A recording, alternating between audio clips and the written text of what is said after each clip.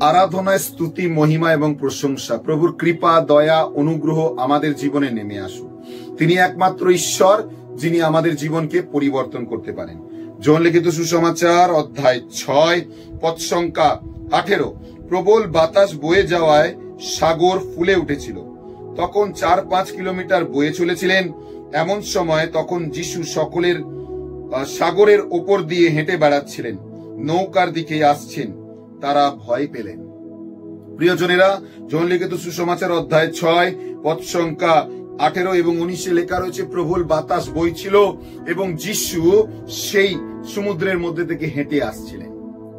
আপনার জীবনে, আমার জীবনে একই ঈশ্বর হেঁটে আসতে চায়। আমার এবং আপনার জীবনেও তিনি তার কৃপা, দয়া এবং অনুগ্রহ দিতে চায়, তখনই যখন আমরা তার কাছে আসার পরিকল্পনা গ্রহণ করি। আজকে যদি পরিকল্পনা নিই, প্রভু আমার জীবনকে, আপনার জীবনকে বদলাতে প্রস্তুত, আসুন এগিয়ে আসি। জয় যিশু।